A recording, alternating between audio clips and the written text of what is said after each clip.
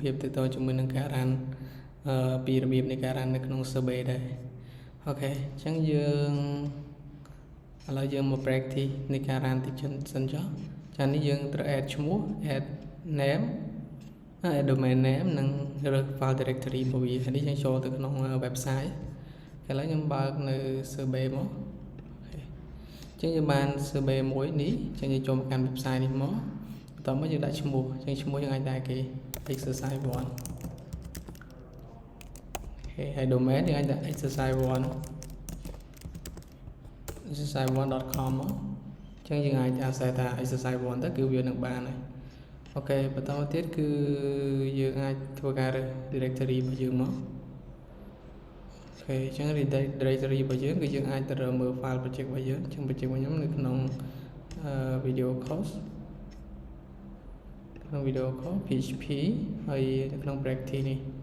អូខេអញ្ចឹងនៅក្នុង practice នេះគឺវាអត់មានអីទេអញ្ចឹងយើងទៅបង្កើតសិនអូខេឥឡូវខ្ញុំខ្វាយវាចោលសិនមក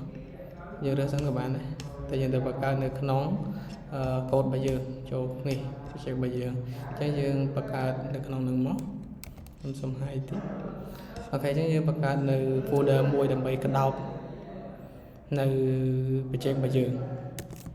យើងអាចដាក់ឈ្មោះ folder exercise 1មកហើយយើងដាក់ index.php ដើម្បីប្រើប្រាស់នៅ PHP បានអញ្ចឹងនេះយើងប្រើជា HTML template របស់យើងមកយើង save មកអូខេអញ្ចឹងយើងធ្វើការ test នៅកូដរបស់យើងតិចមក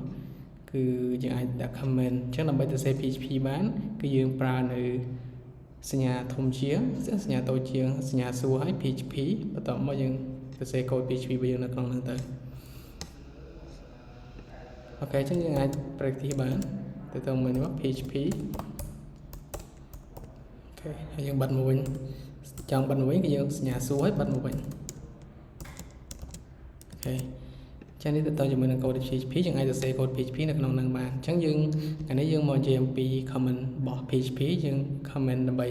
note ទៅជាមួយនឹងការងាររបស់យើងអញ្ចឹងនេះទៅជាមួយនឹង comment ដំបូងគឺយើង comment this line យើង comment មួយ line យកមកអញ្ចឹងយើងប្រើទៅជាមួយនឹងសញ្ញាបែបនេះហើយ this is comment នេះគេយើងទៅមើលតិចមក this is comment single line comment okay this is single line comment this is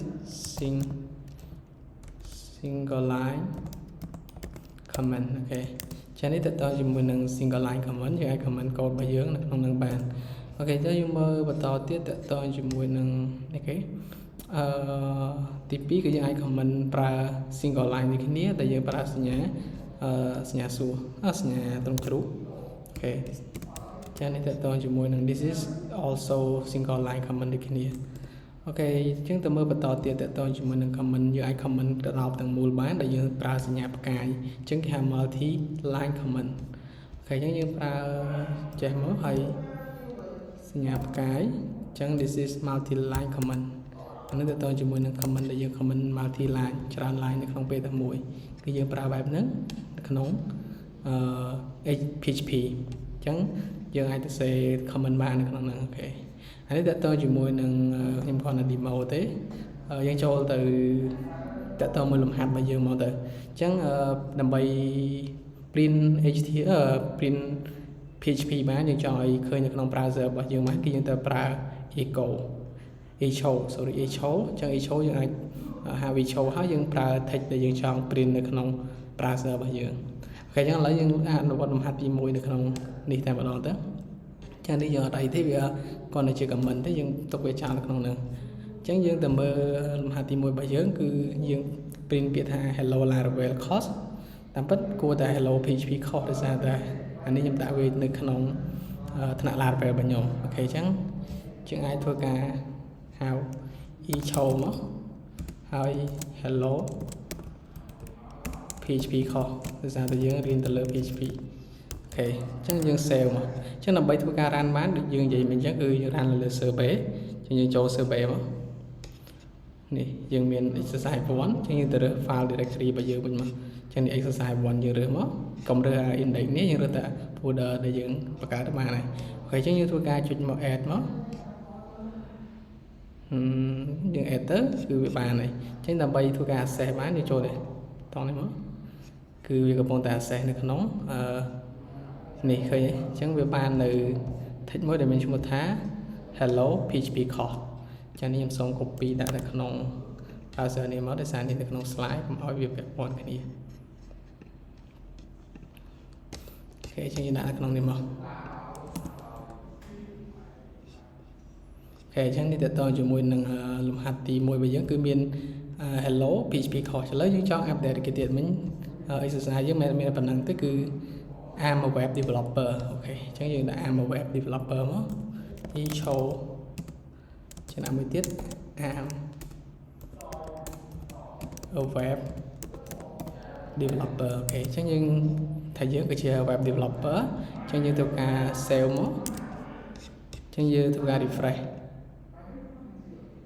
អូខេអញ្ចឹងឃើញថាឃើញវាមកហើយប៉ុន្តែវានៅជាន់បន្តគ្នាអញ្ចឹងដើម្បីវាចូលបន្តគ្នាយើងត្រូវប្រើ BR អញ្ចឹងយើងអាច add BR នៅក្នុងនឹងបាន add tag នៅក្នុងនឹងបានអត់អីទេដោយសារតែនេះវាអាចទៅ HTML នៅក្នុងនឹងបានអញ្ចឹងយើង refresh មកយើងឃើញថាវាចូលបន្តហើយអញ្ចឹងឃើញថានេះគឺជា exercise ទី1បន្តមកយើងទៅចូលដល់ exercise ទី2អញ្ចឹងសម្រាប់ exercise ទី2យើងអាចបង្កើត file folder ថ្មីមកនៅក្នុង project របស់យើង exercise 2 អូខេអញ្ចឹង exercise 2យើងដូចគ្នាយើងបង្កើតនៅ index.html មក html sorry index.php យើងប្រើប្រាស់ php ទៅ index.html វិញ sorry អញ្ចឹងយើងហៅ html template របស់យើងមក